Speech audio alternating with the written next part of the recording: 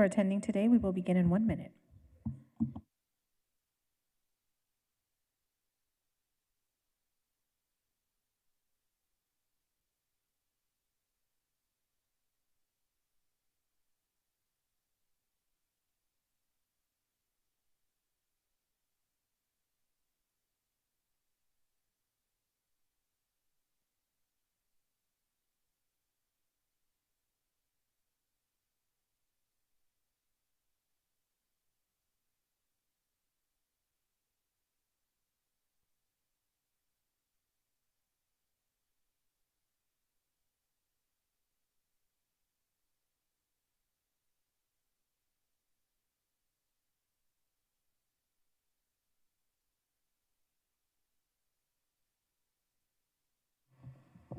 Good afternoon. Today is December 10th, 2024.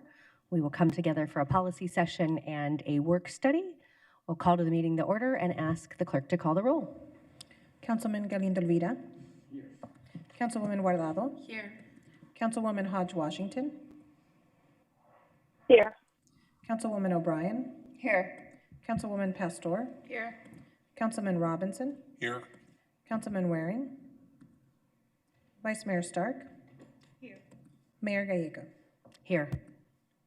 Oscar and Elsie are with us to provide Spanish interpretation. Oscar, would you introduce your team? Thank you, Mayor. Hello, my name is Oscar Monroy, and together with my colleague, Elsie Duarte, we'll be serving as Spanish interpreters for today's City Council policy meeting. I will now take a moment to introduce ourselves to our Spanish-speaking audience and review some guidelines. Buenas tardes, bienvenidos a la reunión del Consejo de Políticas del Consejo Municipal. Mi nombre es Oscar Monroy y junto con mi colega Elsie Duarte estaremos sirviéndoles hoy como intérpretes a nuestra audiencia de habla hispana. Deseamos pedirles de antemano, si va a dar un comentario público, por favor, hable despacio, con claridad y evite tener distracciones de fondo. Finalmente, pause después de cada uno o dos oraciones para poder interpretar lo que esté diciendo de la manera más completa posible. Gracias. Thank you, Mayor. Thank you, Oscar. Will the city attorney explain the role of public comment? Yes, thank you, Mayor. For items on today's agenda for discussion, members of the public may speak for up to 2 minutes to comment on the agenda item. Comments must be related to the agenda item. The City Council and staff cannot discuss or comment on matters related to pending investigations, claims, or litigation. The City Code requires speakers to present their comments in a respectful and courteous manner. Profane language, threats, or personal attacks on members of the public, council members, or staff are not allowed. A person who violates these rules will lose their opportunity to continue to speak. Thank you. We'll begin with council information and follow-up requests. Who would like to go first? Councilwoman Guardado. And we'll follow, is that okay with Councilman Galindo Elvira? Thank you, Mayor.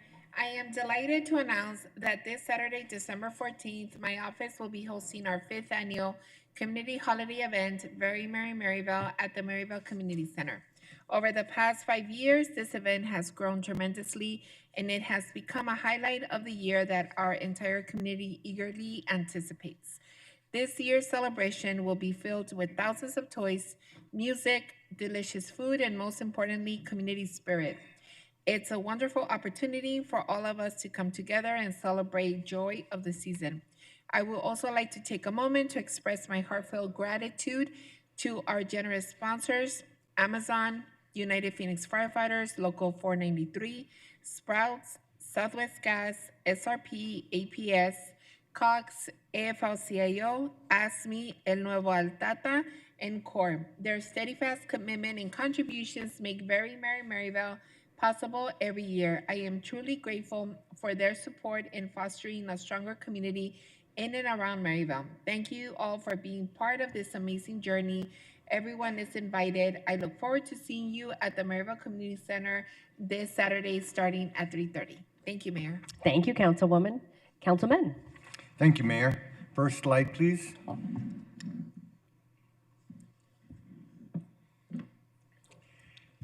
I had a great time on Saturday as Santa at Angeles del Barrio, where families were able to gather information about community services and resources with kids who were able to get an early Christmas present Thank you to the city departments that attended and conducted outreach to several thousand attendees, mostly children. Next slide, please. The fun on Saturday continued at the APS Light Parade. My thanks to the fire department and Chief Mike Duran for allowing me to ride with the department in a vintage fire truck. While at the parade, I had a chance to speak to Santa, and he's checking his list as he prepares to visit Phoenix households this holiday season. My wishes to everyone for a happy, healthy, and bright holiday season and a great new year. Next slide, please. Yesterday, I attended the logo reveal for the 2026 NCAA Women's Final Four. With the growth of women's sports, I'm excited that Phoenix will welcome this premier event in 2026, and most importantly, that it'll take place in District 7. In partnership, next slide. In partnership with District 8 and my colleague, Councilwoman Keisha Hodge Washington, I invite you to a couple of upcoming holiday events. First, this Saturday, December 14th, from 10 a.m. to 2 p.m., stop by Red Velvet Bakery in South Phoenix and enjoy cookies and milk with Santa. Free family photo will be provided. Then, on December 21st, we're hosting a holiday party at the Phoenix Children's Museum. To RSVP, check out our social media handles for the link. We hope to see you all there. Next slide, please. In support of small business along the South Central Extension line, you have a chance to participate in Transit Holiday Bucks. Between December 15th and the 31st, when you shop at a business along the light rail line, you'll have the opportunity to register, upload your receipt, and enter a drawing to win a $500 Visa gift card. One drawing each week will be held. Good luck and help us spread holiday cheer to the small businesses along the South Central Extension. Next slide, please. Entertainment District stakeholders, you are invited to attend a web-based community meeting where you will learn about the study and how to provide input. Meeting is scheduled for December 17th at 5 p.m. You can visit the link on the screen to register. Next slide, please. And as always, if you live in District 7 and want to contact me, it's easy. You can reach out through any of the options on the screen. I'm here to serve you and greatly value your input. Thank you, Mayor. Thank you. Council District 4, should we go to Councilwoman Pastor? Who else has an update? Who? Okay, Councilwoman. All right, waiting for the slides. Sorry. All righty. As you can see, the Phoenix Scholar House groundbreaking 56 affordable housing units aimed at single parents looking to continue or pursue their higher education. And the woman that I'm with, hugging in green, she was a recipient, and now she worked herself all the way to become a lawyer and now represents Phoenix Scholar House. Next slide. As you know, train testing, all of us took our pictures, so here we go. South Central Extension and Downtown Hub, 8 new stations, 2 park and rides, and 18 art installations. We are looking forward for that opening in mid-spring. Next slide. World AIDS Day. Vice Mayor Stark and I sit and co-chair on the Fast Track City, and we recognize that day World AIDS Day in City Hall, and also Spectrum Medical exhibit, as you see behind us. Next slide. Prince Hispana, Arizona, we gave away thousands of turkeys, and here are some of the people that are receiving turkeys. Next slide.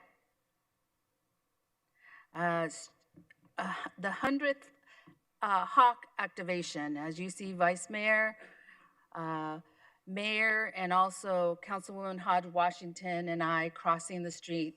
This is the 100th Hawk activation, and you see community members there. Next slide. Adam Diaz Senior Center holiday party. I had a great time with them. We created a holiday party for them where we had menudo, burritos, hot cocoa, coffee, you name it, we had it. And we had many, many things going on, and even a gingerbread contest. As you see, I'm in the slide right there with the winners, and they received gift cards. Most importantly, if you see me on my side, I'm on the right with, you see the outfit that I changed into. It was a senior who gave me the outfit to wear at the light parade. So you see me in my jacket, and then at the end, you see me changed into the whole outfit. So next slide. So here we are at the Electric Light Parade, and I'm sitting there with Rita, who was from the senior center, who gave me my outfit, designed the outfit, loaned it to me. Then she went home and designed one for herself. So had a great time. It was great to see many people out there. And it was warm. Next slide. Yucca Library Jolly Holiday Celebration. That's where we were with the kids, enjoying all the joys of a library. Next slide. FQ Story Historic District's 38th Annual Home Tour.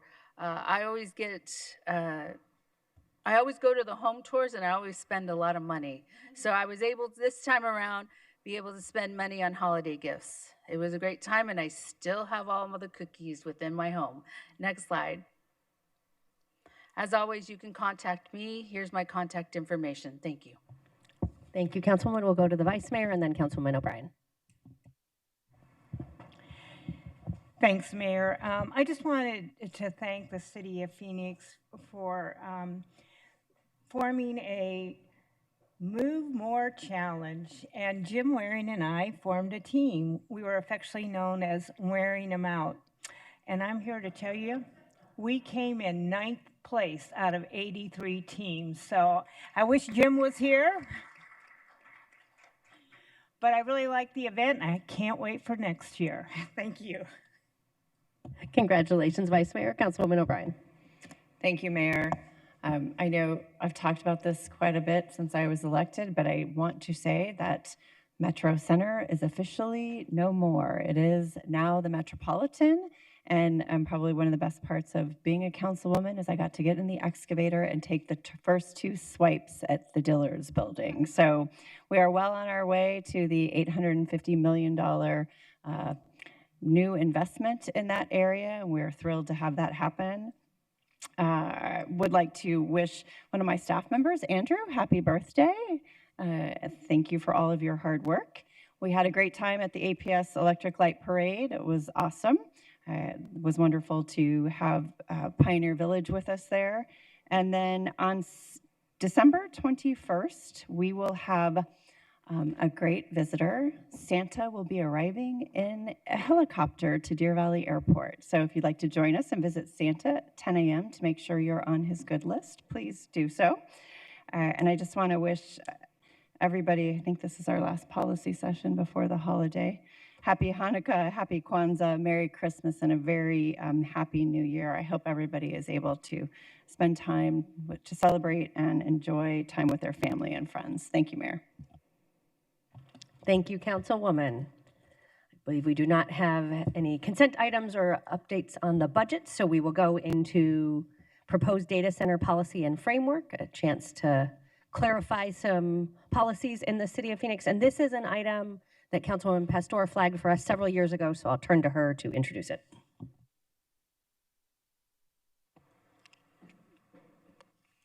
Thank you, Mayor. So I am proud of the land use and economic decisions during my time in office. We have seen a number of data centers select Phoenix for expansion locations over the past few years.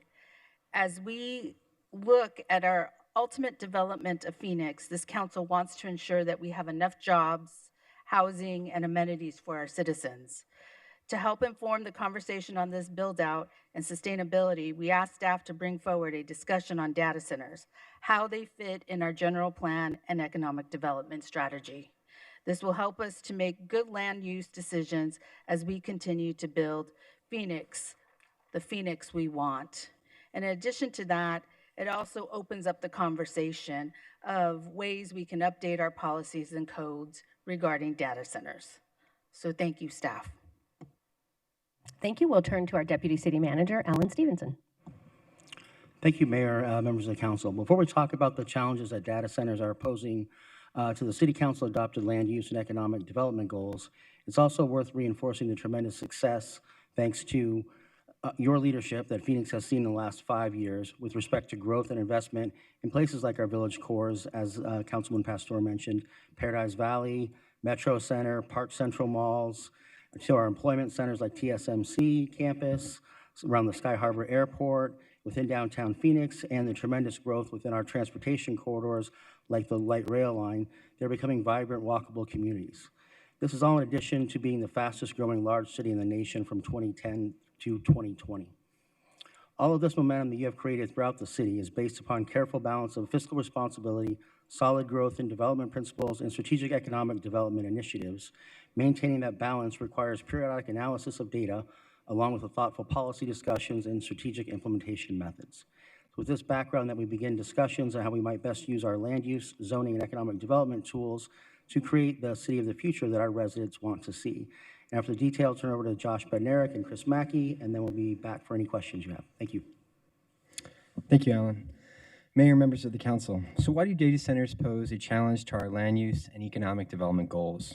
Data centers are an area of heightened investment and new development over the last several years, not only in Phoenix, but across the country, in response to significant demand for virtual and online services, as well as new growth in the artificial intelligence sector. Storage of data will continue to grow significantly in the coming years. The size of larger data centers can be in excess of 100 acres, which will continue to put development pressures on existing parts of the city designated for more employment and housing. While data centers do provide a type of infrastructure as a land use, they do not provide the type of investment that aligns with the general plan's goals, where we want to encourage vibrant, walkable destinations that maximize significant investments we have made in our transportation infrastructure, like the general plan's cores, centers, and corridors. An additional challenge that is being caused by the rapid growth of data centers is their tremendous demand on the power grid. This has resulted in data centers falling closely behind the announcements of electrical substation expansion, buying up significant portions of available land and power demand when it is announced. It is vital cities plan for employment areas and mixed-use core centers and corridors that allow for targeted infrastructure investments that facilitate economic development and housing.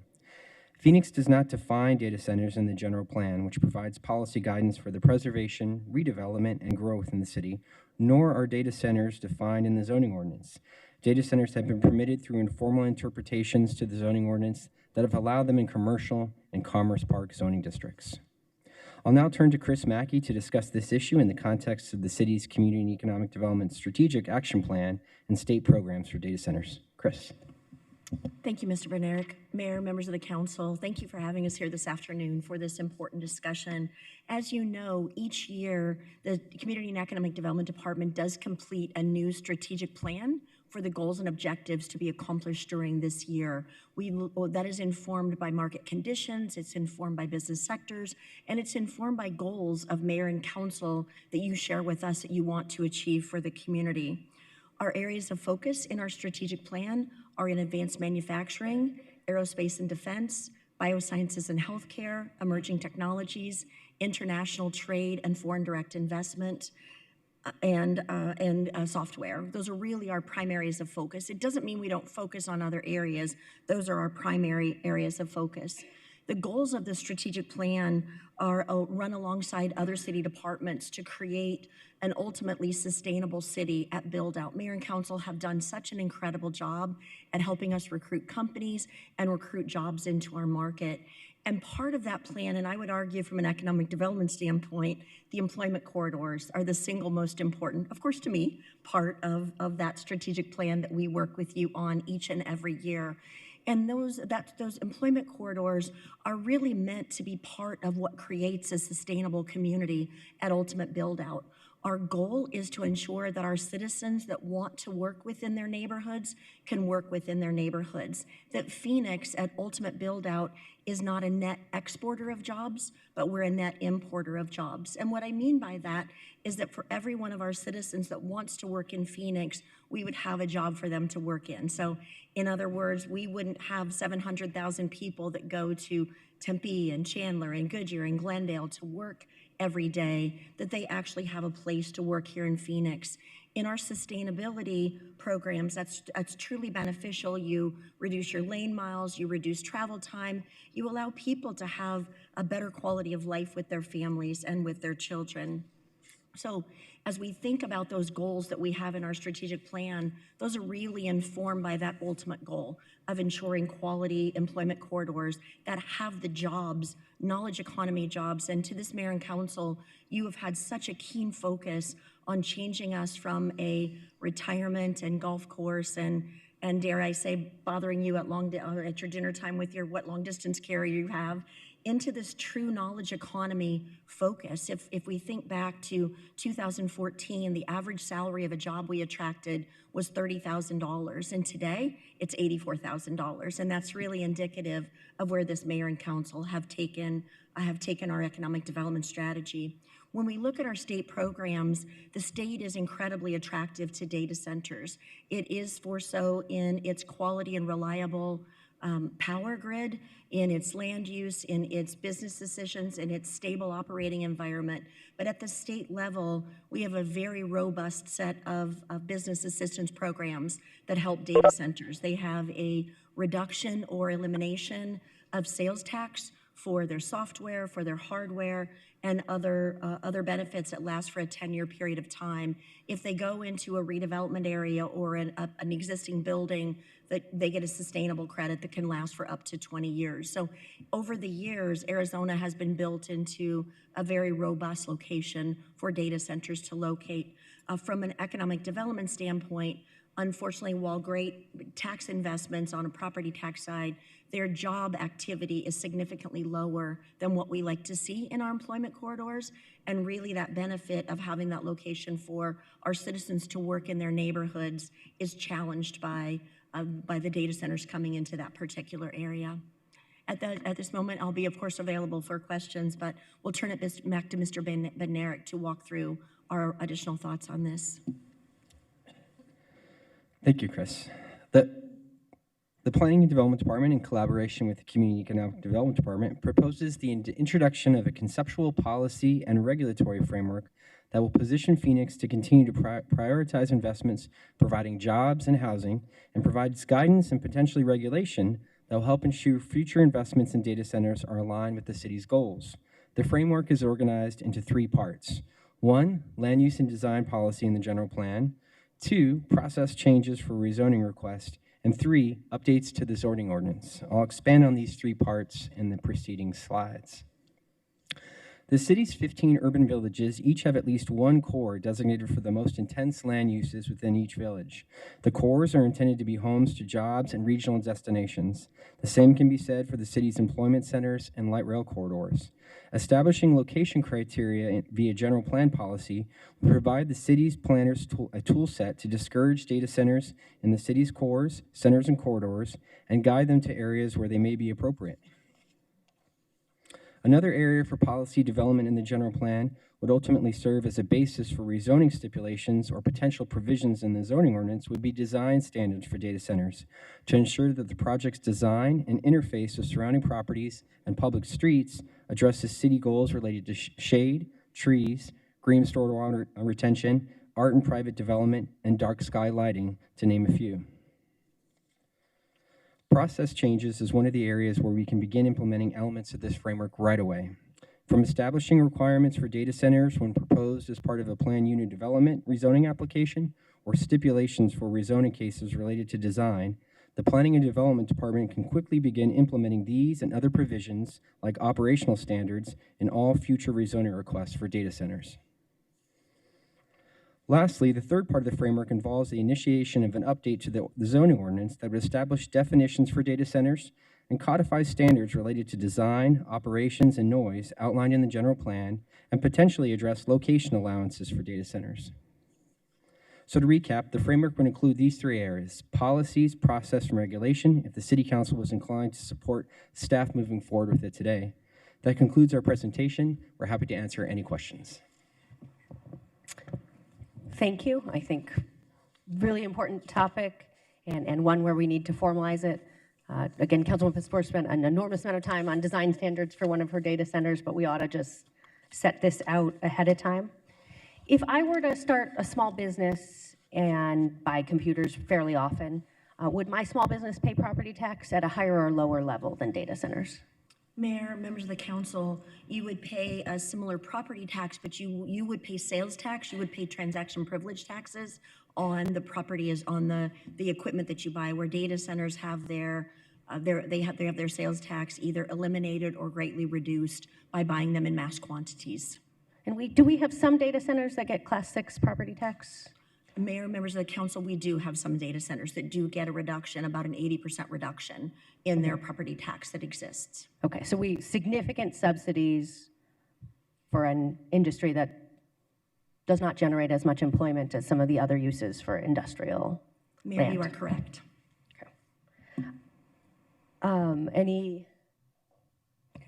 Councilwoman O'Brien. Thank you. Could you, I think, just get a little bit more into the weeds, I think, with an explanation on what that looks like when why a data center getting that kind of reduction is not the same as a different kind of location that has many more jobs, if you could help us understand that better.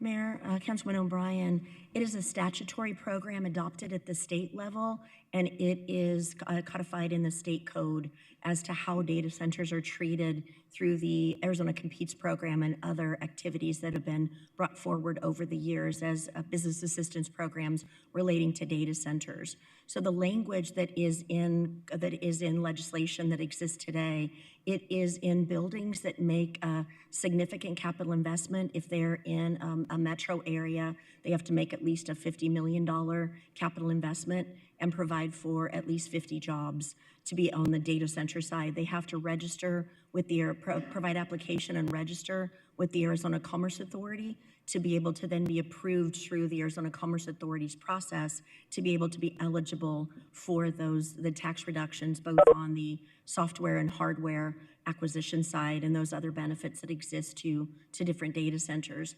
As those programs were going through, the discussion at the state legislature was the frequency by which the data centers are replacing their equipment, how quickly they become obsolete, how quickly they're having to make those reinvestments. So where, like a home, businesses replace their computers pretty frequently. So a small business might replace its computer system every 5 years. Data centers are replacing them every 18 months. That's the language we've received from them. So they're replacing them on a more frequent basis, and that goes kind of the thought process behind the state legislation that was adopted at the state level. And the difference between, from us having a data center maybe with 50 employees versus having another kind of business that has 100 plus or 250, how does that impact the city? Mayor, Councilman O'Brien, I'd like to answer that in two ways, if I might. First, there are two different types of data centers. The first we call an enterprise data center, and that would be a company that has, I'm going to make this up, 4,000 employees on their campus, and that one of their buildings on the campus happens to be a data center. We'd call that an enterprise data center. It's not the primary use of the operation. It's a secondary or third area of operation of that particular building. So as we're talking today, those enterprise users are what we would classify then as a major employer. They would have major employees on that campus with that particular data center use, and it would be a secondary use. The data centers, as we're talking about, are what are called co-locations. They are much like I would rent space in an office building in downtown Phoenix and put my office in that particular building. I don't own the building, and there are multiple tenants that are within that building. And as we talk about co-locations of data centers, that is what is discussed. As we look at the jobs that are created in major employers, whether it's with an enterprise user or another employer that has 200 or 300 or 400 employees that are within that particular area, the economic impact of the jobs in those particular areas are where you really do see the economy. We call it the dollar bouncing around. Our citizen who's employed has a job, they go out and they spend their money. The company spends its money with other employers that are within the market or within the region. But our citizens that have money, they'll go to the grocery store, they'll go to the mall and buy things, they pay their mortgage. The economic impact of the employer that has jobs is typically significantly higher, especially in scope and scale of the size of the project than it would be for an employer, regardless of who they are, who has fewer employees. The more employees, usually the greater economic impact. Thank you, Chris. Thank you, Mayor. Thank you, Vice Mayor. Thank you. So looking at your PowerPoint, I think you have a strategy, and first it would begin with some policies, and I think that's relatively easy to do, and I agree looking at where they should be located and how community and economic development can encourage them to locate in those areas. So I think that's pretty easily available for us to adopt. The question is when we get to the rezoning aspects of it or zoning aspects of it. So I don't think it's a problem. We probably should define what a data center is. We haven't. I think we've done it through a series of interpretations. And I think we've allowed them in C2. And so they're pretty much available in a lot of different zoning districts. And so if we were to look at trying to get more specific, I'm sure you're going to be looking at the Prop 207 issues. So my question is, have you started that analysis, or are you just today just kind of presenting us the framework? I think there are some ways that we can look at adding some additional layers, like a use permit or something like that. I don't know. I just kind of pulled that out of my hat. But so how are you going to zero in on that issue of zoning? Mayor, Vice Mayor Stark, we have begun the first steps in that process. I think the primary focus has been to present this framework to you and the rest of the council. We've begun research on what other cities across the country and in Arizona have done. There may be some models for us to follow in some cities that have adopted ordinances and standards for data centers in Arizona. But as you noted, there'll be discussions with the law department, with you as a council, about what some options are, what some risks associated with those options might be, and what ultimately what the best approach would be through a text amendment. Okay. I think we have a good start, and certainly we can look at policies, and we can certainly look at some of the design. I think that wouldn't really be a Prop 207 implication. But I do think there is more we could do, and I don't know if this is true anymore, but American Express, I think, used to have a component of a data center on their campus. I don't know if they have it today or not. Mayor, Councilman, Vice Mayor Stark, yes, they do still have a component of a data center today. That's what we would call an enterprise user. They have thousands of jobs on the campus along with the data center. Yeah, and it's a great location. It's close Waiting to, for others to join. And I think that's a type of use we do want to attract. So I do agree that there's a way we can do an analysis with Prop 207. Certainly we can add a definition to distinguish the two types of data centers. And I think that's something that we can readily do and not face any kind of Prop 207 implications. But I do hope you look at some other tools like a use permit. Again, I'm just throwing that out because I know we did that when we looked at sober living homes.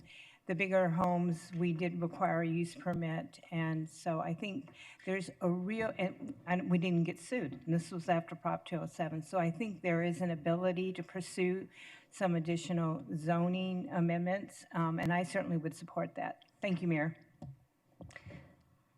As data center technology has changed, they have often gotten larger. As cooling technology has changed, they have gotten noisier. Could you speak to Chandler's process for studying noise and neighborhood meetings, and if that's something that we do in Phoenix or could do? Mayor, members of the council, yes, Chandler adopted an ordinance in 2023 that requires a noise study and neighborhood outreach and consultation when establishing a data center in one of their PAD districts. As I noted in the presentation, there's an opportunity for us to build on that as rezoning applications come through. As Chris and I were discussing before, many of the larger data center campuses that have come in through a rezoning request. And so in the immediate aftermath of this discussion, as rezoning requests come in, we have the Chandler model ordinance to follow and potentially translate that into some zoning stipulations or standards in a PUD while we continue to refine the policies and then potentially come forward with a text amendment. Great. Do we do noise studies, and could we? Mayor, members of the council, right now it would be, we would be able to do a noise study or require a noise study for a data center and a use, generally if it's associated with a rezoning case. There aren't many uses that would trigger a noise study that are currently permitted in the ordinance, but we certainly would have that opportunity if they came forward as part of a rezoning request. Chandler requires neighborhood notification for some of the major maintenance, including the backup generators. Do we and could we? Mayor, members of the council, again, we do not require that today, but that is something that we could certainly implement as part of a future request for a PUD that would involve a data center or a rezoning request associated with the data center. With some of our more intense land uses, we've done some design standards. Could you talk about what we've done in other areas? Mayor, members of the council, when Chris and I worked on the development, the PUD for TSMC, one of the first things that we did was take a look at how could the campus better integrate with the surrounding desert. And the landscape palette, from the design standards, how the buildings integrate with the surrounding area, that was a big emphasis. And I think that's a calling card for developing in Phoenix. We have 15 urban villages that each have a unique character associated with them. You take a look at development in Levine, that's more agrarian, you'll see some elements of that occur in the development that comes forward. And so I think we've got a good track record there, a lot of policy that we could point to, especially as part of a rezoning request as projects come in, looking at their landscape palette, looking at their building materials, looking at building placement, building height.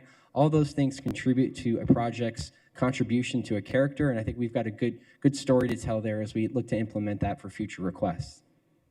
And then several folks involved, including Councilman Pastor, are very involved with, I guess it's a very prominent Midtown data center. And can we talk about some of the things we ended up negotiating for that project? Because I think that it might become a standard. I mean, I think they were common sense. Yeah. Mayor, members of the council, especially on those that might locate in, say, a light rail corridor area. You know, as I mentioned in the presentation, we have an opportunity to take a look at and try to enhance that interface to the greatest degree possible. Part of what we want to emphasize in our light rail corridors is a safe, inviting, shaded pedestrian space. And to the degree that we can, maybe if it's not an active use, maybe there's things like art and private development that we could utilize. Again, modeling some of the success we've had in projects in Council District 4 and others. I think there's many things that we could do if projects come in place to make sure that that interface with the surrounding area and the street is enhanced and addresses many of the goals of adopted policy plans and the general plan. Thank you. And I would love to see us develop a policy that distinguishes between whether it is an ancillary use or a primary use and the size and magnitude. The amount of backup generation also does have an impact on neighborhoods and how close it is to particularly residential or schools, but certain uses that might be more sensitive to noise. Councilwoman Pastor. Yes, I have actually many data centers, you just don't know it. And I also have many data centers, and the reason why you don't know it is because of how I worked with, along with staff, designing what that would look like around the neighborhood, around the community. A lot of them, there's a lot of art features that you wouldn't even think. You just study, walk past it. We did put in some noise pieces. We also, one of the things that really started my journey down this piece is the water piece and how data centers use a lot of water, but they also use a lot of energy. And so it's really being conscientious of how we build out our city from here in the general plan and where is the best use of a data center. There's a data center that I have in downtown, actually, that holds a lot of our documents without even realizing they have very important documents in that space. And that data center makes it happen and makes a move internationally. So they're important. They're part of the fabric of who we are. But now it's really looking at our land use and also our ability to look at what our properties and seeing, is this the best space? Or is this the ideal area for that? And the zoning, the plan will help us do that and dictate that. Also, our community will help us in that piece because they're part of ownership of the plan. So I think we're in a good space. Chandler does have a robust language. I think Chandler's really the only one that has really robust language that I've looked at. And so I think we have a great example because I believe they were the ones that said no more data centers. I think they said no more data centers, but I think they changed their mind and wrote a robust policy. All right, let me suggest a motion and then we can provide feedback and see what we're missing. It would be a motion to approve the initiation of a general plan amendment process to add design and location criteria, establish definition for data centers as a primary and accessory use that would be applied in all future planned unit development rezoning applications, consider options for amending the zoning ordinance to address design, location, criteria, noise concerns, performance standards, and backup generation requirements. Second. Good motion. Anything that people want in there that's I missed? Mayor, Councilwoman Guardado. community engagement. Great.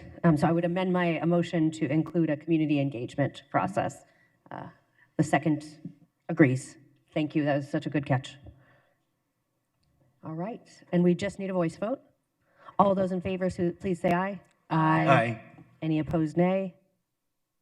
Passes. Thank you so much for your work that you've already done and that you're about to do. All right, we will now adjourn the policy meeting and we will go into a work study. The work study is on ongoing efforts to improve public safety. The Phoenix City Council has committed to providing regular updates to our city. We did a major policy program in September with a lot of changes, and we want to keep updating the community on what we are doing and the progress we've made, as well as give the council time to discuss priorities. We've had some major changes since we last met and moved forward. One that is very important to me is this council was able to seat a civilian oversight body. This is something the city has been asked to do for decades, and these are the 9 individuals who got it done. So want to recognize that and turn it over to our Assistant City Manager, Lori Bays, to introduce the item. Thank you, Mayor. Mayor, members of the council, we are pleased to be here today to provide you with the first of the quarterly updates related to the items presented on September 24th in the policy session. The purpose of the work study today is to talk to you about the items that have been completed, the items that are in progress, and the items that are still upcoming and the timelines associated with each of those items. So I'd also like to introduce the team that's here today. Next to me, we have Interim Police Chief Michael Sullivan. Next to him, we have Executive Assistant Chief Dennis Orender. To his left, Special Projects Administrator Denise Cleary. And at the end, Senior PIO Ryan Cody. So I want to thank all of them for their hard work on this presentation today. Chief? Mayor, members of council, in our September policy meeting, you approved a series of recommendations and actions to strengthen public safety in the city of Phoenix. And I'm proud to say we have taken multiple steps to advance those initiatives.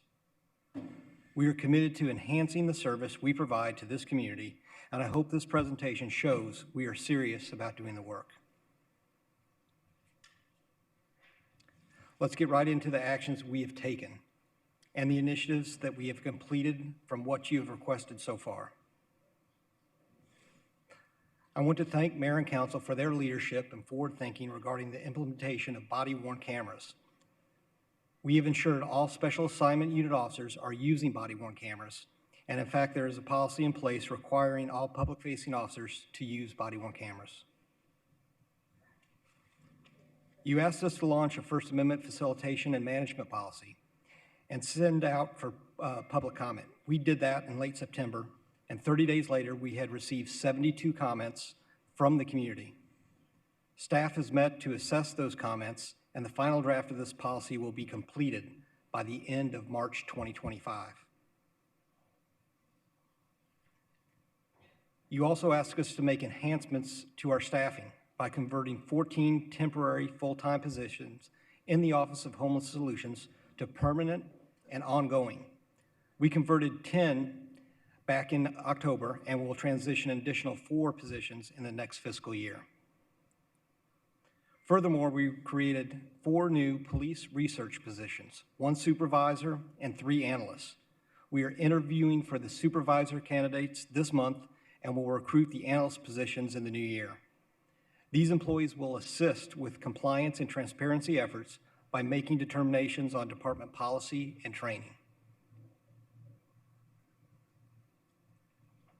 We have also taken steps to implement a new technology that will better help those calling our non-emergency line and reduce the unnecessary burden on our 911 call takers. A new voice-activated intelligence system has been approved, which will use conversational AI to answer roughly 30% of our non-emergency calls and free up 911 call takers to answer more pressing calls and answer those calls faster. This proposal was submitted by council in October and will be implemented in 2025. So those are the directives we have completed in a little more than 2 months. There are many others in progress, and I'll go over those now. We're updating our Professional Standards Bureau manual to provide clear standards for the thoroughness of investigations. We're also updating the PSB manual to make sure all use of force investigations fully explore whether an officer considered de-escalation strategies and tactics during the incident.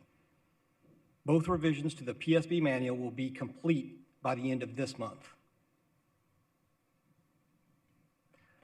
Additional revisions to this manual will include a direction to review all aspects of an incident under investigation, not just the initial complaint. And PSB must provide a written response to the citizen complainant explaining the findings of the investigation. We are in the process of improving accountability measures by requiring the police chief to explain in writing to the city with city manager approval anytime the chief deviates down from a recommendation by the disciplinary review board. The chief must explain why it is in the best interest of the city for this deviation. This standardized form is complete, and we are now capturing that information, and the protocol to update policy is in process now. The first annual report on these downward deviations will be delivered to City Council in October 2025. We are also in the process of creating a clear policy for when and how Brady materials are forwarded to the Maricopa County Attorney's Office. This policy will be completed by April 2025. We are also creating a dedicated hotline for the public to report police misconduct. We're using the city's 311 service and currently training staff. We then plan to tie this into a web-based centralized complaint intake system. And next month, we will begin the RFP process to procure our early intervention system and plan to be fully implemented 12 months following the date of acquisition.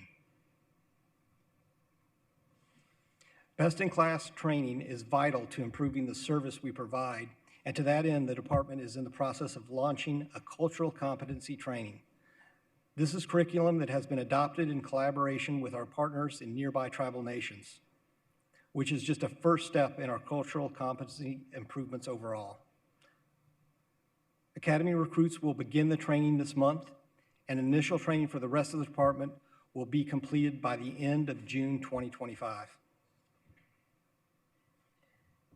There will also be new and ongoing training for PSB investigators, and the initial training is already underway, and we will finalize the training cadence by the end of June 2025. Continuous improvement means constantly adapting and improving procedures based on challenges facing our community. And I want to thank the City Council for directing us to regularly analyze and survey best practices of other law enforcement agencies of similar size. Staff is working to create a protocol and a policy on how this will be done, and will launch an annual review process by April of 2025. Because transparency and collaboration are paramount to proper oversight, we are committed to updating City Council and the Civilian Review Board on public safety reforms every 3 months for the next 3 years. We are using this time frame because it was a specific request from council. Today is the first city council update. The first civilian review board meeting just occurred in November, and a cadence was established for future meetings. We are committed to providing a report to the board soon. We are further improving police oversight by adding an additional civilian for a total of 3 to the disciplinary review board. To stay in compliance with state law, we will also be adding an additional sworn member, and we plan to meet this commitment by April 2025. Another city council request was for the police department to create a new inspection sergeant position in all precincts and bureaus. We have identified the positions to be utilized, and the first phase of adding 1 lieutenant and 3 sergeants will be done by March 2025, with the remaining sergeants in place just a few months later. We're improving our transparency when it comes to stop searches and arrests and uses of force by collecting information on age, race, and gender, and housing status. This information will be captured on a revised subject contact form that officers will be trained on by the end of next month. A new form will be required with the launch of the new RMS, and the associated policy will be ready by April 2025. Full staffing is essential to make sure we can provide a high level of training while continuing coverage to the community. Therefore, we are prioritizing the importance of 911 and radio dispatch hiring. We have increased the starting pay step and implemented a $7,500 hiring incentive. These incentives are in place now, and we are conducting studies to determine what additional steps can be taken to help in this area. At Council's direction, the Fire Department's Community Assistance Program will have full 24/7 dispatch coverage by April 2025. So let's talk about the progress we have with our new use of force policy and related training. More than 2,500 sworn personnel are trained right now, and everyone in an enforcement position will complete this training by the end of the month.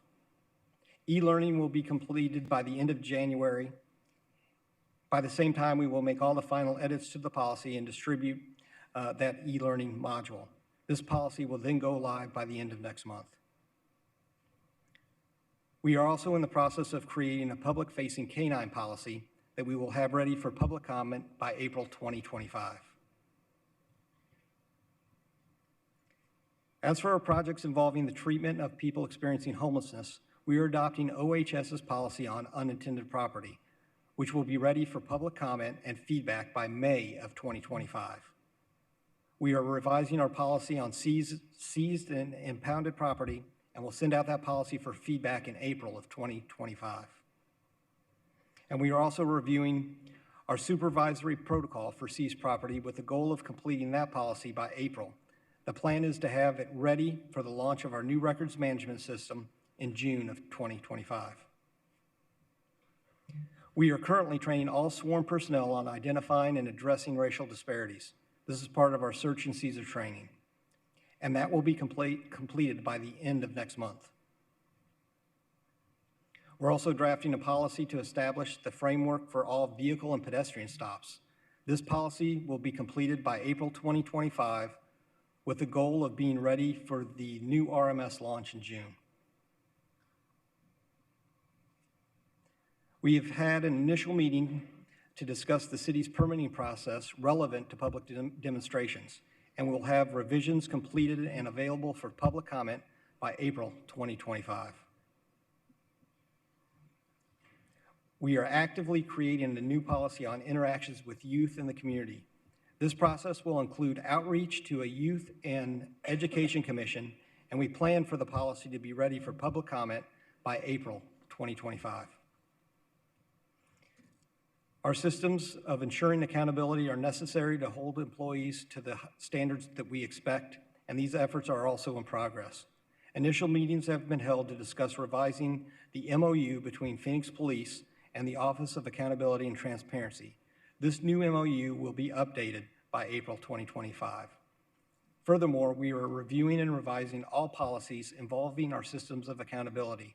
The first round of draft policies in this area will be available for public comment in September of 2025.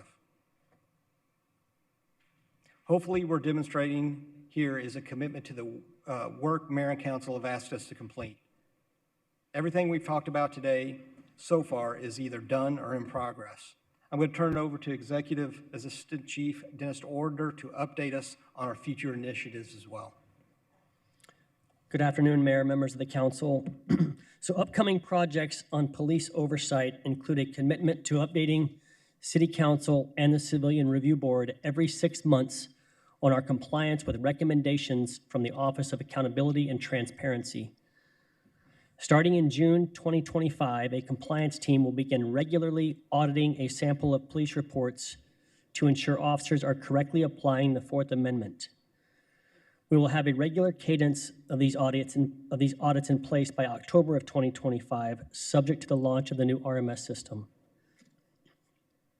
As for future accountability projects, we will draft a policy related to providing a thorough and complete analysis and rationale for investigative findings. We will complete the policy and develop training by the end of June 2025. By the same time, PSB will set and publish clear deadlines for completing investigative reports.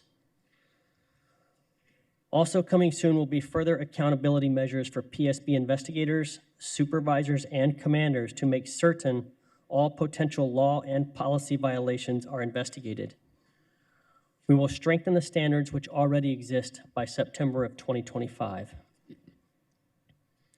In addition to using the 311 system, PSB will begin collecting and recording data for every community complaint to include the nature of the complaint, the precinct where it occurred, and the officers involved.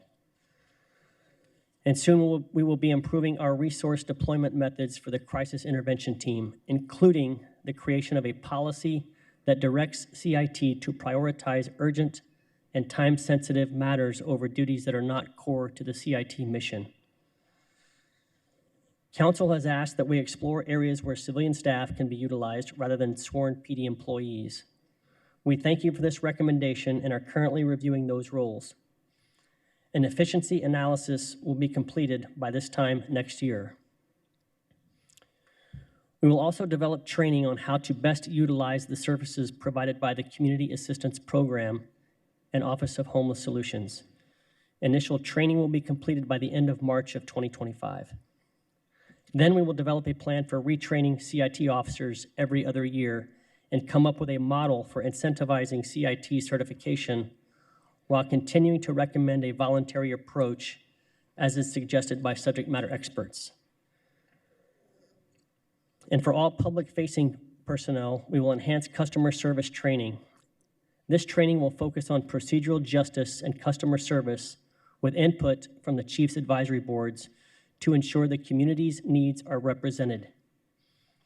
We believe positive police relationships begin at a young age and are exploring additional youth prevention programming. This includes mentorship programs in our middle schools and our high schools.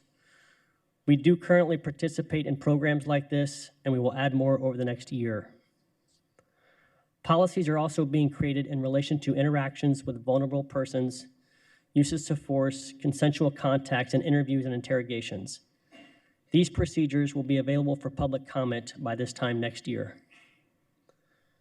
We know this is a lot of information to process, and it's important for our community to provide feedback. So on the screen now is a recap of some of the upcoming opportunities for the public to weigh in. These are policies we will be sending out for community feedback by April 2025.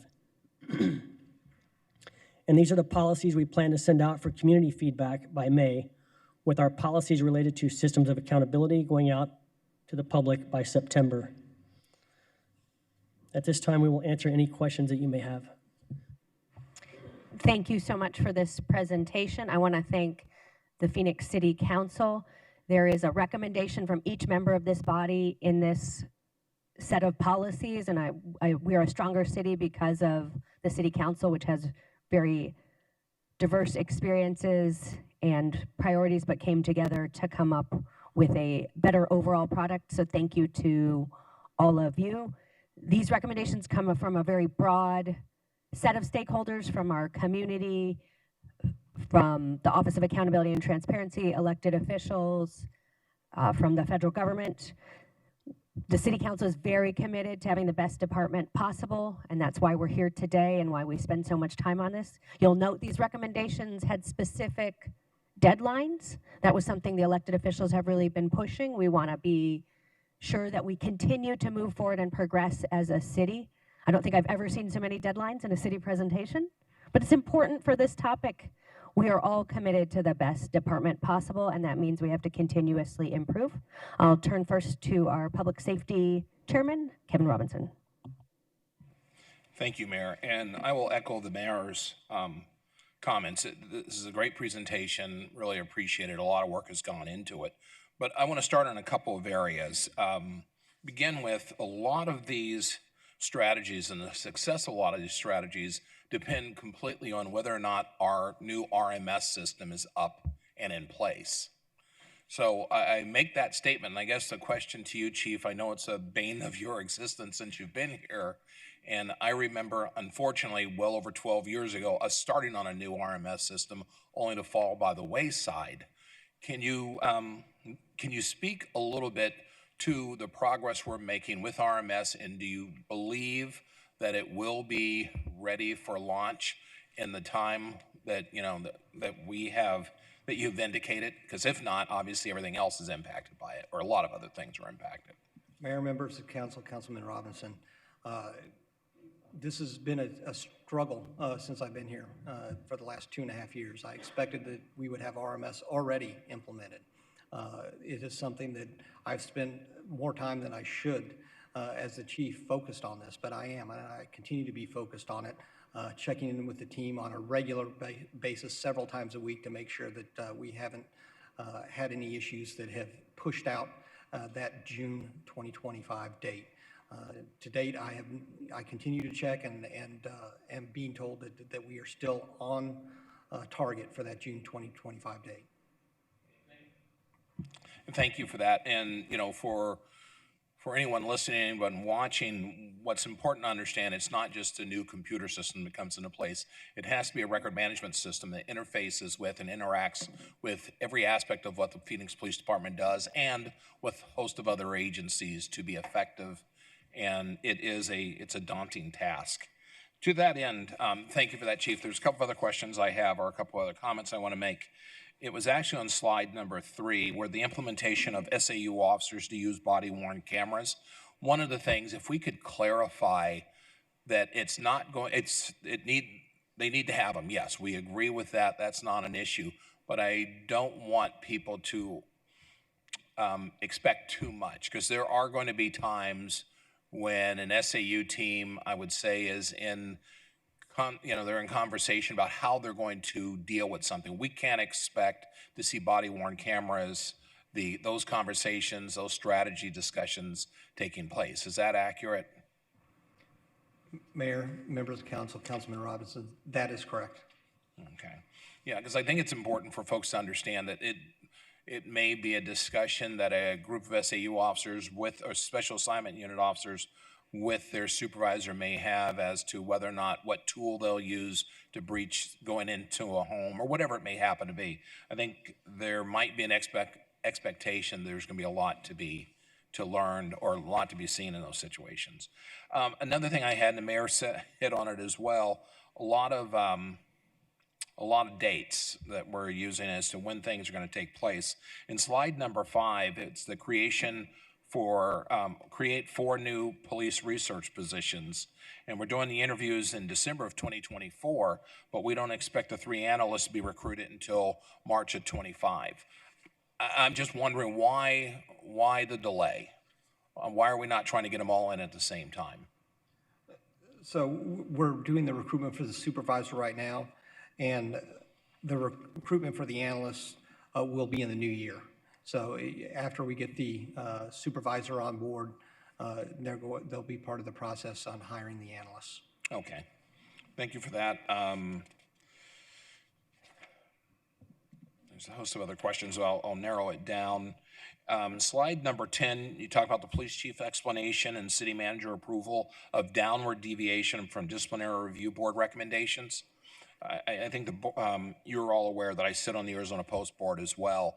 And one of the issues that is most concerning to that board is inconsistencies coming out of any police agency. So one of the things I would encourage us to do, and Chief, you may already be doing it, is reaching out and meeting with the director for Arizona Post, Director Giordano, simply because when the board has to make decisions, and sometimes I recuse myself from Phoenix-related issues, but when that board has to make decisions, it gets a little clouded sometimes when one agency, the chief decides to deviate, maybe downgrade what is in another agency a firing offense. So we go back and forth on whether or not to strip someone of their certifications. So that consistency is going to be very important. So if you could do that. And the very last question I will ask, I've probably taken up too much of the time, is it was on slide number 11, the new the EIS system, the early intervention system. Are we purchasing an off-the-shelf system, or are we having one built specifically for Phoenix? Mayor, members of council, Councilman Robinson, I think that's going to be part of the RFP process. While there are off-the-shelf products, we all know that there's nuances that I think that RFP will include that are specific to what we want to see here in Phoenix. Okay, that is a question I had. Chief, thank you very much. Mayor, thank you for the time. Thank you. Councilman Galindo Elvira. Thank you, Mayor. I want to focus first on the launch of the First Amendment facilitation and management policy. I appreciate the fact that we are having this policy to protect speech. It is one of the fundamental things that separates our country from so many other countries, is our right to have freedom of speech and the right to assembly. I do believe that you're taking the right approach, Chief, on this. You've explained to me several times the different methodology that you're using to implement specifically what's on the streets, or if it applies to major demonstrations that may impact freeways or intersections that are crucial for accessibility of public safety vehicles. So I very much appreciate that, because we want to ensure that our residents or those who are visiting Phoenix know that they have the right to speak and the right to petition against their own government if they need to or want to. Second thing is, I appreciate the fact that the Disciplinary Review Board, the mayor mentioned that much of what you all presented on today reflected at least one or two items from members of the council. This is one of the items that I'm most particularly interested in, and I was very happy that the mayor included it in her proposal in terms of the addition of civilians to the review board. And I most especially appreciate that it will be done by the time that I leave office. And so not because that's important, but because it's important that civilians also have more of a voice on these important issues as it pertains to discipline. And the last thing I want to touch on is on vulnerable persons. We know from what we've read and what we've seen that this is a crucial area, a very sensitive area in terms of the applicability toward unsheltered persons and juveniles. So thank you for making sure that you're staying on top of this, and that a future council will have an opportunity to review it and provide feedback, as well as the public.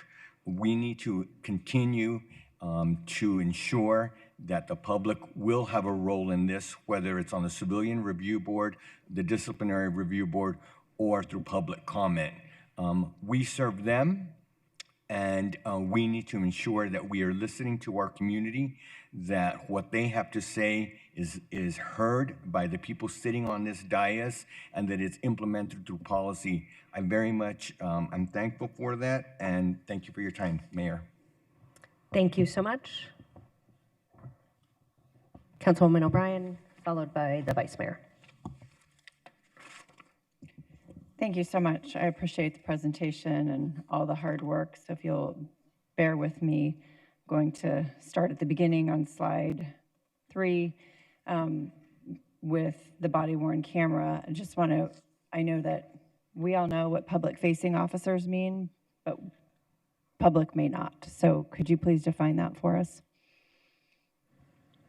Mayor, members of the council, Councilwoman O'Brien, public-facing, what we mean by that is those who are out there, especially on the front lines, the patrol officers, community action officers, anybody who is going to be engaging directly with the public. So if they're at 620 in a detective role, they're not required, obviously, to have their body-worn camera in the office. But if they're interacting with the public, we want to make sure that we capture that engagement with the public. Okay, thank you very much. When will, I'm going to go to the next slide related to our First Amendment facilitation and management policy. The revised policy is to be completed by March of 2025. What will training look like for that? I'm sorry, Councilwoman O'Brien, I just wanted to add on the body-worn camera piece. Yes, sir. That also includes some of our civilian staff, which would be our police assistants who are out taking action investigations or priority 3 reports.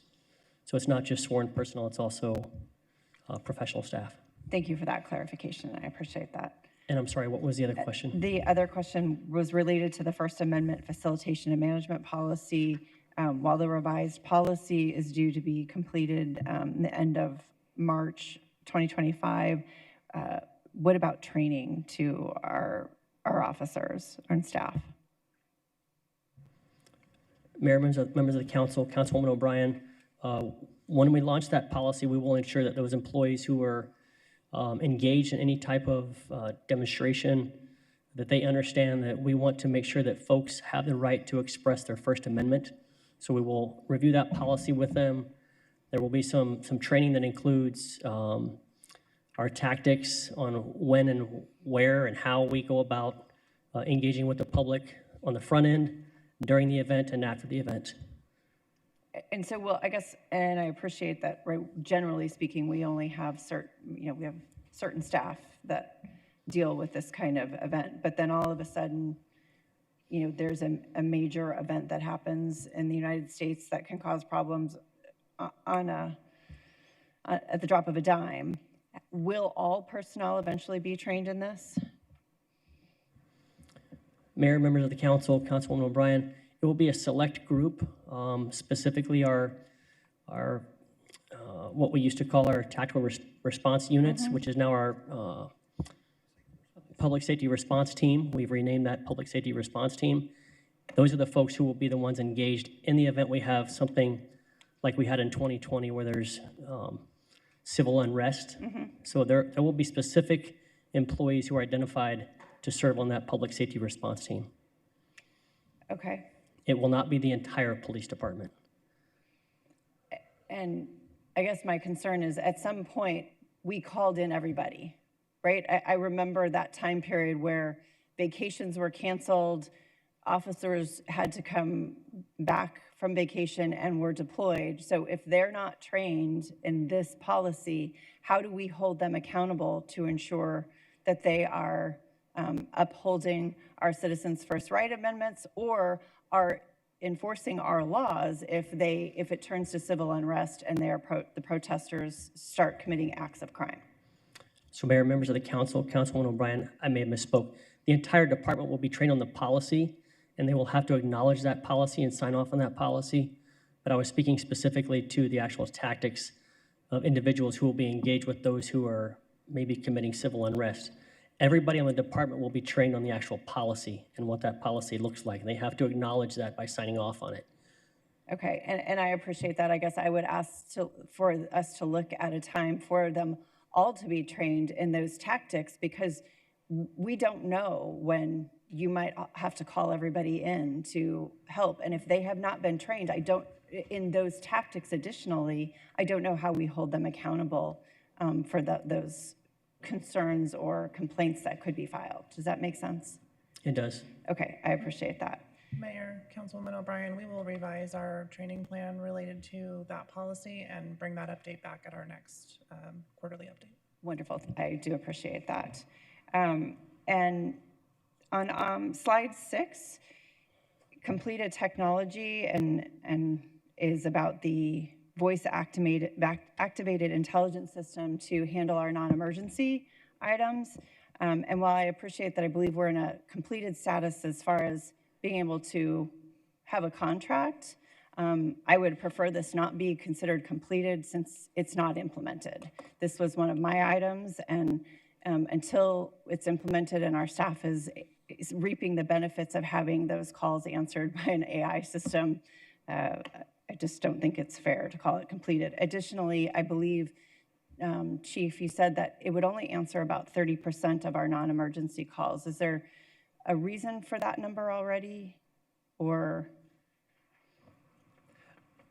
Mayor, members, council, Councilwoman O'Brien, that's what we've seen from systems that are out there publicly available right now. I think what we've seen as technology has improved, there's a potential, for more.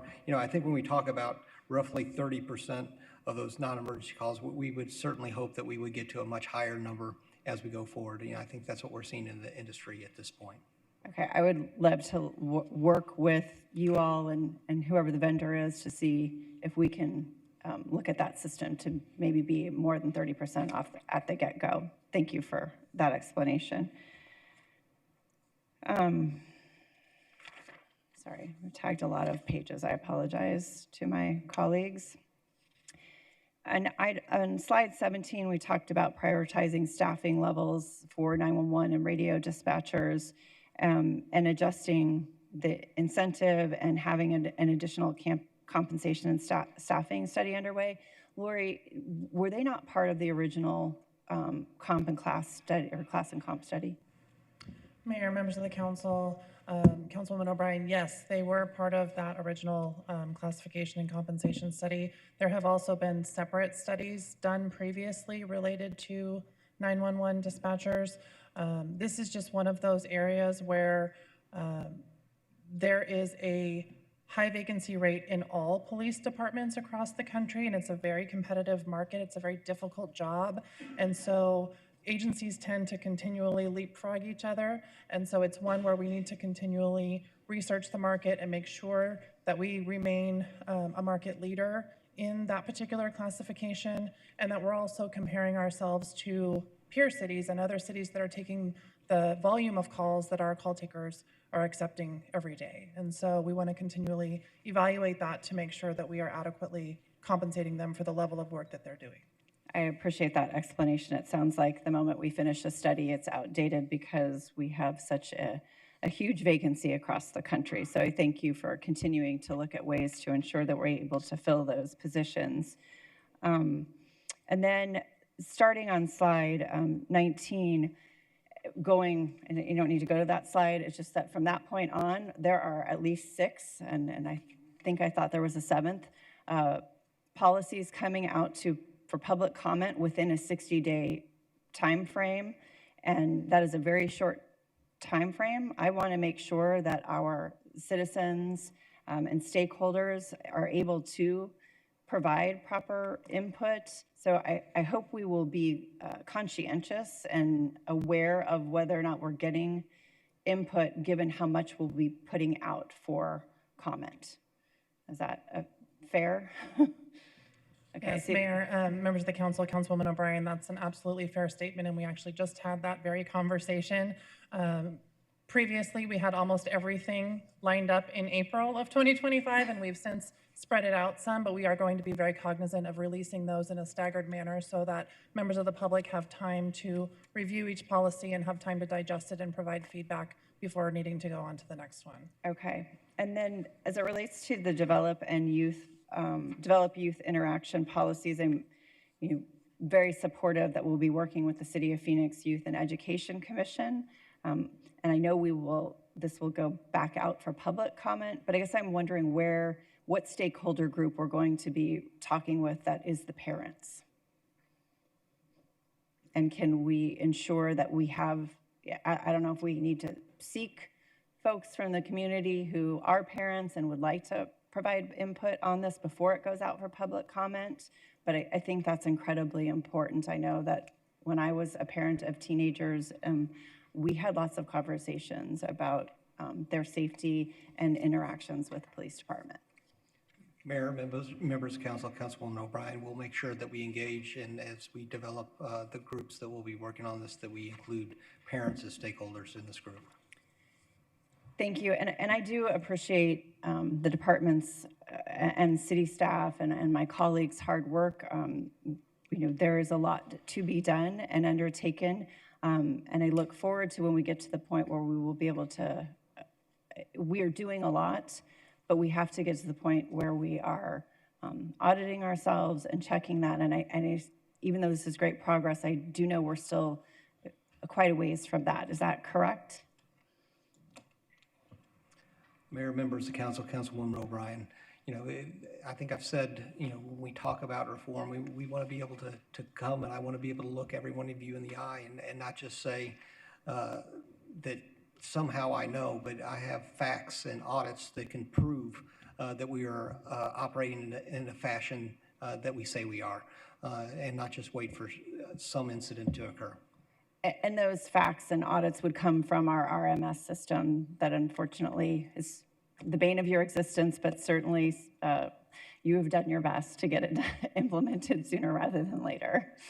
Yeah, Mayor, council members, Councilwoman O'Brien, that would be a big part of that.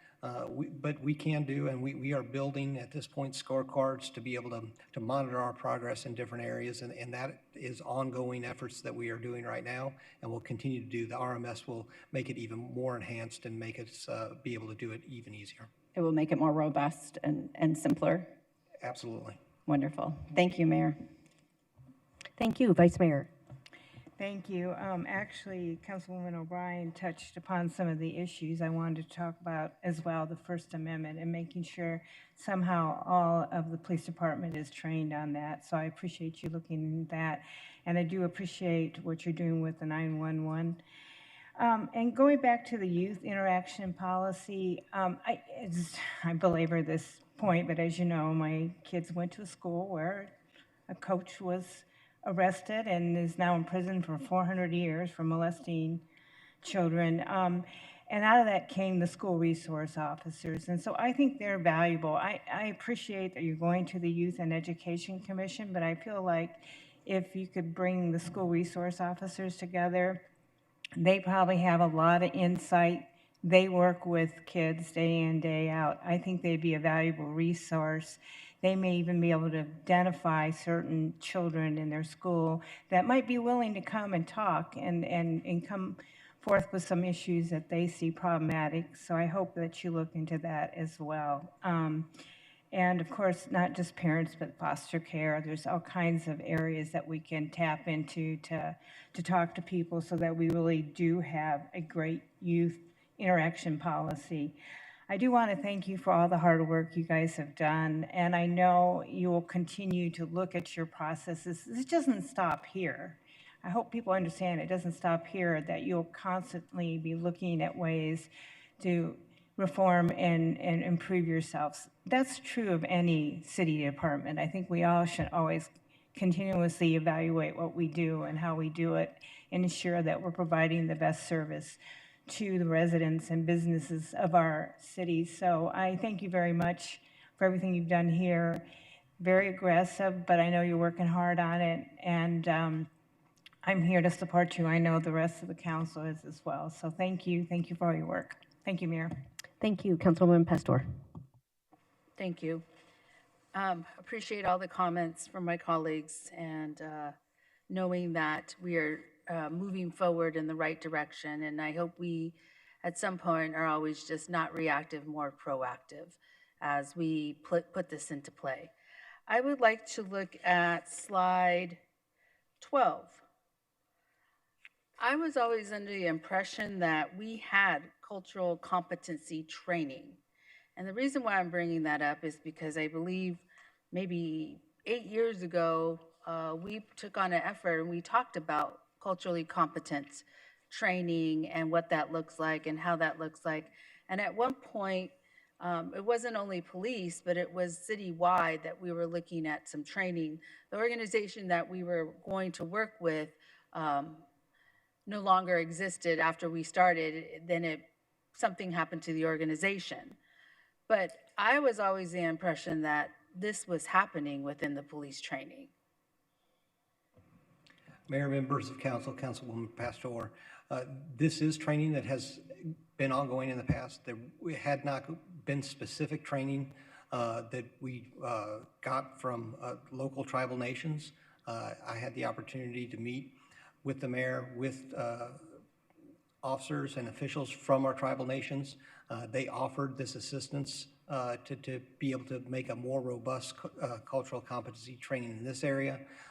This is something that has to be ongoing as well, and this is just a piece of it and the first step that we have. We've been doing it ongoing, and we will continue to have a commitment to make sure that that's an ongoing commitment. Okay, so I'm just processing what I just heard. Am I hearing that because a tribal nation approached us, then we thought that was a robust cultural competency training, and that's what we're using? Or have we always had a cultural competency training? Mayor, members of council, Councilwoman Pastor, we have had cultural competency trainings in the past. One of the things that we looked at, and I think we were concerned with the recent report that was put out by the Department of Justice, was a specific findings or things in the report about our interactions with folks from tribal nations. So because of that, we thought it was important to take a look and make sure that we had the most updated information and updated and put out, and make sure our folks have the training they need to be successful. Okay, so I'm gonna repeat. What I'm hearing is that due to the DOJ's report on Native Americans, this piece is a new cultural competency training with the population of natives. Mayor, members of council, Councilwoman Pastor, that is correct. Okay, so I would like to see a cultural competency. I think that's very important, but I would like to see a robust cultural competency of all minorities, I guess, or underrepresented, or I'm not sure what the latest term is, but on how to deal with different sectors of population. In particular, I would say even mental illness, other populations that react to authority in a very different manner. So, yes. Mayor, members of the council, Councilwoman Pastor, I think it's important to, this is just an additional training. We do implicit bias training on an annual basis. That is required. This is just an add-on training that's going to go live to our recruits in December and then to the rest of our sworn staff and professional staff in the summer. So Okay. this is in addition This to is our in implicit. addition to what already we have, which is implicit bias training. Yes, ma'am. Thank you. Then number 17 is 911 and radio dispatchers. I think this is a very important area. I know that many had worked on the comp and class, but the area that I would really like to see and work on, or continue to work on, is the wellness piece. There is a wellness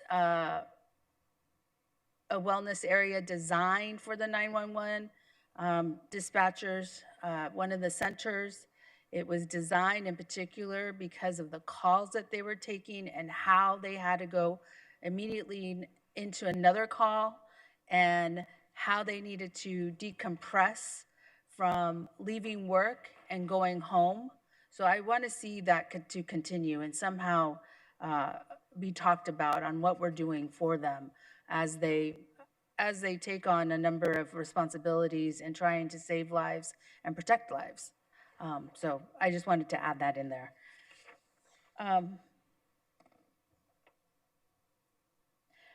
In all these trainings, what measurements are we using and how effective are they? I know it's new, I'm just putting it out there.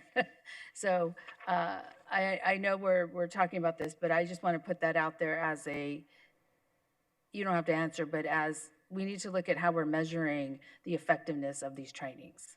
And hopefully it would be part of embedded in part of our policy and trainings.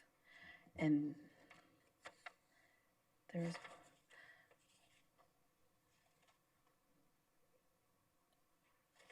the last one is the youth.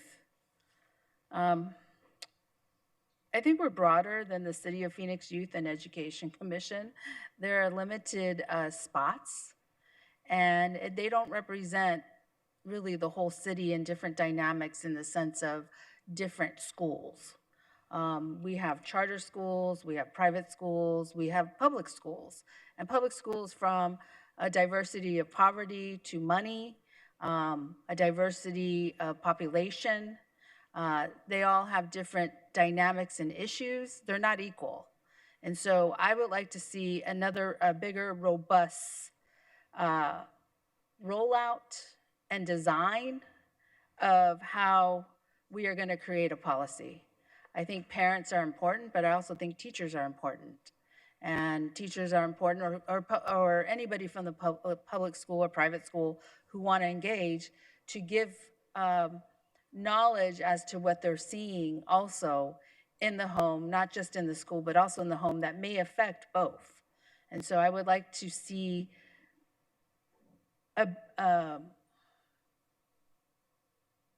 more meat to this and to develop in a robust way where we have probably the #1 policy in the United States, and they come to us as a model. So I want to thank you for all the efforts. We have been doing this for a while. Improvement is what we always do, and in any of us, every day, even in our homes, we analyze what's happening, and that didn't go well, so now what do I need to do? How do I get somebody to understand, or how do I speak to somebody? And we're always improving each other as humans. And so I really appreciate the fact that we are going through this process, and let's become a model. So thank you. Thank you, Councilwoman. On the tribal engagement, I figured I should provide words of context for that, since some of it came out of my ideas. There were some findings that really caught our attention, and tribal leaders were willing to help us. One of our neighboring tribal communities did have a somewhat high-profile incident where their officers maybe reacted in a way that they would have done differently if they'd had more cultural training. And so this seemed like a unique partnership because it's what a community says about itself. And so that's a really great way to provide training that is different than hiring an expert who is not from that community. I learned a lot from just reading the outline of the training, which includes information about how our neighboring communities were established and by whom, and who they include. And I think that is not something that was obvious to me that would be helpful in a law enforcement context ahead of time, but now it really does seem valuable. And also good news, it's been a two-way street. One of our neighboring tribal communities has looked at our use of force policy as a positive example and adopted something similar. So I feel like that's a good partnership when it's two-way learning and we're each stronger because of that exchange. So just some context on that one. Also thought it might be helpful to explain to folks who haven't followed this as closely why we're talking about non-law enforcement positions in the Office of Homeless Solutions and the CAP program. And this really dates back to at least March of 2019. The city wanted to improve how we work with vulnerable communities, and we commissioned a research study. No one forced us to do this. We did this on our own. What we found is that broad stakeholders, from our officers to progressive community members, said we need to have more of the context involving people facing addiction and homelessness with a social work focus, and that get that out of the hands of 911 emergency response and really look at longer term solutions. How do we find someone who was experiencing homelessness and get that person housed? And so we've made a conscious decision to have less of the city's approach to homelessness be law enforcement only, and to try to have a broader set of tools available. So the council is spending significant dollars to have more permanent staffing of people with a social work background to address homelessness, in the hopes that that will take some of the burden from officers who are really supposed to be more in an emergency context and don't have their job set up to keep going back and back and back, which is sometimes required in a social service context. So long time policy and one we're gonna have to keep working on. The inspection sergeant position is one that came out of Councilman Robinson realizing that often having more supervisory support is really helpful in addressing situations and preventing mistakes. As we put sergeants in position, how will we prioritize where they go first? Mayor, members of council, so the first group that we said we would have in place, a lieutenant and 3 sergeants by the end of March. They are there to help build the program. We're talking about we'll have to build a bureau manual. We'll also have to find infrastructure, whether that be computers, cars, those types of things, to be able to make sure that we have those in place to be able to onboard everyone else that we're looking for in June. We expect them to be up and running fully in June across the entire police department. Okay, thanks. That is very helpful. And then just some context on the Youth and Education Commission. At the moment, we've been really trying to charge them with helping us get kids excited about high-wage careers and some very specific policy goals. So they were not appointed based on expertise in law enforcement. So just some context there. I think happy to engage with them, but it's probably, as the councilwoman had pointed out, insufficient on there. They're just, we asked them with the specific mission and it's a different one than this one. In talking with our dispatchers, they were interested in getting a little bit more training on the new mental health programs and homelessness programs. We have some incredibly experienced dispatchers who've been working on the law enforcement side for a long time, but would love to really even get out and see what we're doing with the CAP program and OHS. Is there any opportunity to that, which I think is also valuable in helping them get professional development and enjoy their jobs? As the councilwoman pointed out, they are tough jobs. Mayor, members of council, yes, absolutely. Anytime that we can help them to understand, what they're dealing with and where they're sending out resources to the community, I think it's a powerful tool that we can do.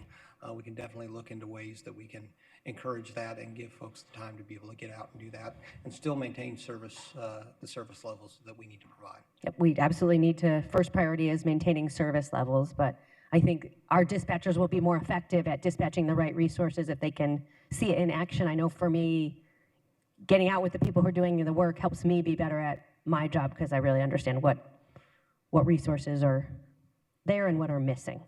All right, thank you. On those, we'll go to Councilwoman Guardado and then Councilman Robinson. Thank you, Mayor. So just going back to slide 3, I think it is, on the body-worn cameras. I know that we've had situations where we haven't been able to go back to look at a situation because the body-worn camera probably turned off.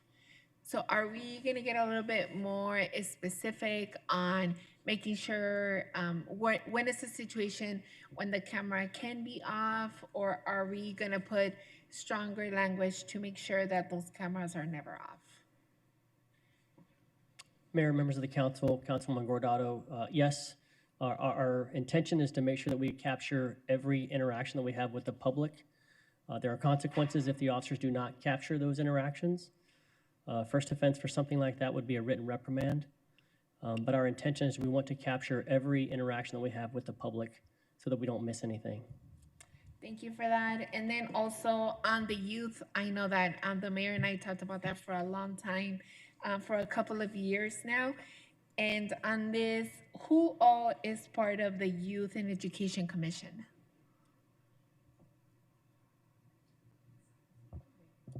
I mean, maybe, I don't know that that's a police chief question, but it is right now teachers, some folks from the science center, STEM world, and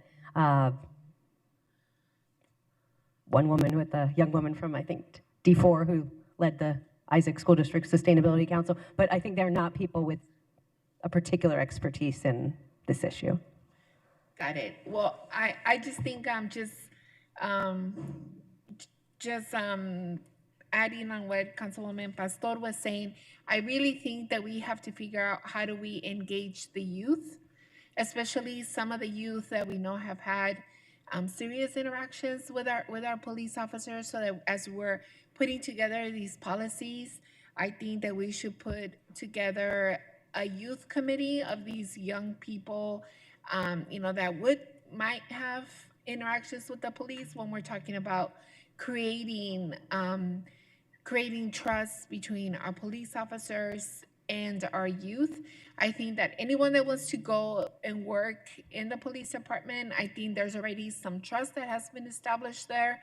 I know that, but if we want to make sure that we get different parts of the community to really start trusting our police department, given the interactions that we've had in the last couple of years, I really think that we should, as part of the plan and the policy, we should put together a committee of maybe different youth members of the different council districts where we've had these interactions that haven't been, that none of us are very proud of, and making sure that we do that so that we can understand from them what is it that they're feeling, what is it that they felt, what is it that they expect from the police department. I think that's important if we're gonna put a policy together that's gonna tackle the issues that we all want to tackle, which is to create the trust between the police department and different parts of our youth. I think that is something that I think should be part of this plan, and have a committee together that comes together that helps us give feedback as we are doing that. And then when we're talking also about engagement with the community, about the different plans that we have, for example, the Explore Youth Prevention Programming, and also the Youth Interactions Policy, how is it that we're gonna reach out to the community to get their feedback? Mayor, members of council, Councilwoman Guardado, what I can tell you from your first comment, I hear you loud and clear, and I hear council loud and clear that we need to go back and revisit of how we put together the group that's going to help us work on this youth interaction policy. And we will do that, and we will bring that back at our next update. We will be sending out the policy like we do our other policies to have public feedback, and we're always open to public meetings with specific groups if they're interested in any policies, and if you have any groups that are within your area, we're willing to have that dialogue with community about any policies that are going out for public comment. I mean, I think that's very important. Like I would ask Chairman from Public Safety that maybe that's an item that we put on the agenda for public safety. I think that, I've gotten a lot of phone calls into our office. We don't know what's going to happen with the new administration that's coming in. There's so many rumors out there. There's a lot of uncertainty. So the sooner that we can put something together where we can go out and reach out to the community and being able to bring them in to get their feedback around a lot of these issues that we've been talking about, I think that's incredibly important, so that we can, have a more robust policy, and that the folks that we want them to get to trust us, that they feel that they were part of the solution and part of making a policy happen. And that's how we are. I think that could be the first step of being able to gain people's trust, and making sure that we have a lot more of our youth being able to apply to want to come out and serve our community and be part of the police department. Thank you. Mayor, if I may just add something to Councilwoman Guardado's point. The OAT ordinance also contemplates a youth council that is something that will be being put together soon. The staff person has been hired who is tasked with actually coordinating that youth council. So that is a group that we will be able to engage with once it is established. The other component related to the youth prevention programming that we envision is in the future, once we are able to identify some funding, perhaps through a grant or another opportunity, we would like to do a solicitation to engage with the community to get their thoughts and ideas on how to build youth prevention programming, rather than us just dictating how that should occur. And so that's one of the opportunities that we think we'll be able to really work closely with the community to partner on building programs that can be sustainable and long-lasting, and hopefully build trust within the community. I agree with you. Thank you. That sounds like a much better body than the Youth and Education Commission for this particular policy. We'll go to Councilman Robinson and then the very, very patient Councilman Galindo Avira. Thank you, Mayor. I have a couple of clarification questions. When we talk about the law enforcement First Amendment, the launch of the First Amendment facilitation and management, several of my colleagues raised, who will actually be conducting the training? Are we going outside with that, or is that going to be an attorney, or is that going to be somebody in-house doing it, or do we know yet? Mayor, members of the council, Councilwoman Robinson, we have not identified who will be giving that training just yet. Okay, if I could, a recommendation would be there's several different groups, especially around ASU, the Innocence Project and places like that, or groups like that, who are well adept at First Amendment related issues. And I believe that training coming from topic experts, sometimes not police officers taught in that particular area, has a tendency to go a lot further. So if I could make that recommendation. And then the other, I was going through my notes. The other issue I wanted to ask about was, it's actually on slide number 32, and you don't need to go to it, but it involves the enhanced customer service training for all public-facing personnel, where we talk about engaging the Chiefs Advisory Board to provide feedback on proposed training. One of the things, and I don't need it now, or nor do I need an answer, but if we could provide through the city manager's office a listing of who the Chiefs Advisory Board happens to be and how long they've been on the advisory board. I think it's it's a perfect opportunity for maybe each of us to maybe make a recommendation on someone that you can add to those various boards. Again, just adding a wider range of voice and diversity to those discussions, I think, is very important. And the very last thing, it deals with the inspection lieutenants, the inspection sergeants that I recommended. The mayor mentioned I recommended we put out in the precincts. And my reason for making that recommendation is we clearly see the use of forces that are used, and a lot of them, and I've mentioned this, Chief, you and I have had this conversation, I know I've had it with the mayor and others, a lot of those use of force incidents that I'm watching, there's not a supervisor on the scene. There just isn't. I know they happen quickly. I know that. I understand that, and it's not necessarily always possible. But when you have conversations with supervisors who say, well, I was tied up on this, that, and the other thing, and that was my reason for trying to free those particular sergeants up, those patrol sergeants up, so that they are actually out on the street doing what we want them to do: lead, direct, supervise, provide that direction over folks, all of those types of things. What you said, Chief, was we need time to put together a policy manual and all these other things. What I was hoping we would do, they would be folks assigned to Professional Standards Bureau. I don't know that there's necessarily a great deal of formulation of new policies that's needed, unless there is, if you can explain that to me. And with regard to getting them equipment and everything else, we have vacancies in so many other positions.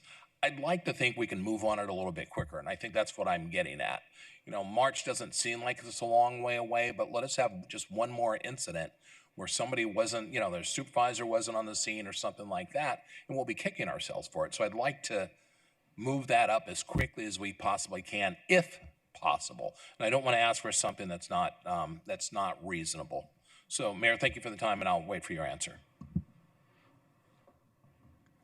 Mayor, members of the council, Councilman Robinson, I agree. As somebody who spent many years as a patrol sergeant, I understand the burden that the administrative portion of being a sergeant takes on a patrol sergeant. So we will get those positions up and running as quickly as possible. The benefit that we have is many of our supervisors already know how to do internal investigations, so we will get them up to speed as quickly as possible. Okay, thank you for that. I just know that, like I said, my issue was waiting another 90, 100 days for something that I was looking for, that low-hanging fruit, things that we can put in place, things that would possibly save someone's career if we have a sergeant out there saying, okay, no, we don't do that, or let's slow things down, whatever it may happen to be. And I see that's what the sergeant's role is. So thank you for the answer. Mayor, thank you for the time. Thank you, Councilman. Since you pointed that out, I'm always looking when we have video review and looking for that frontline supervisor on scene, and you're absolutely right. Very big opportunity for improvement there. The very patient councilman. I got a new title today. Thank you, Mayor.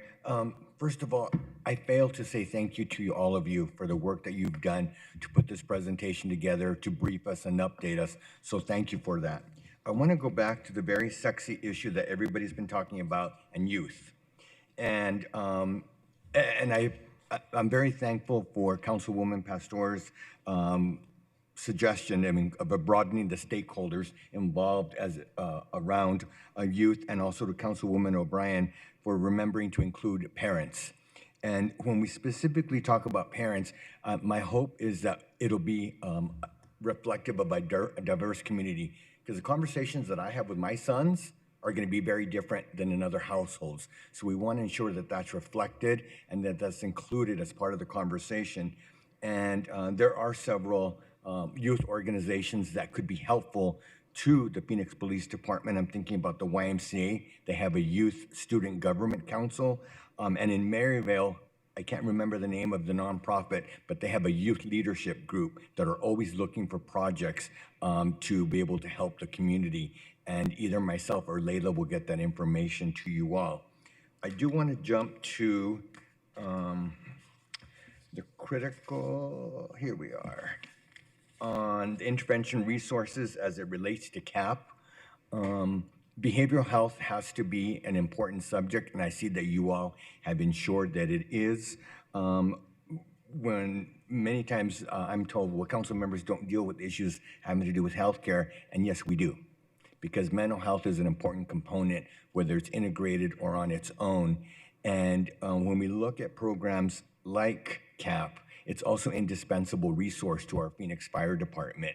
So it's critical that this is in place and that it's effective and that it works.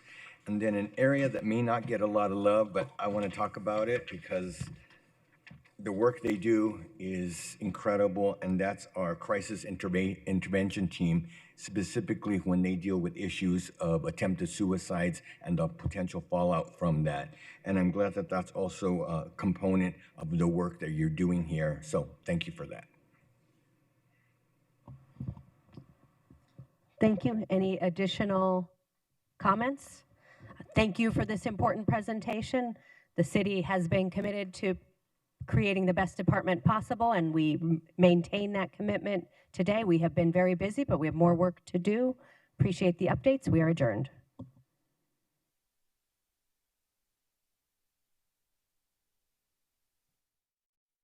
Late 80s, early 90s by one of our engineer of engineers, Don Mills.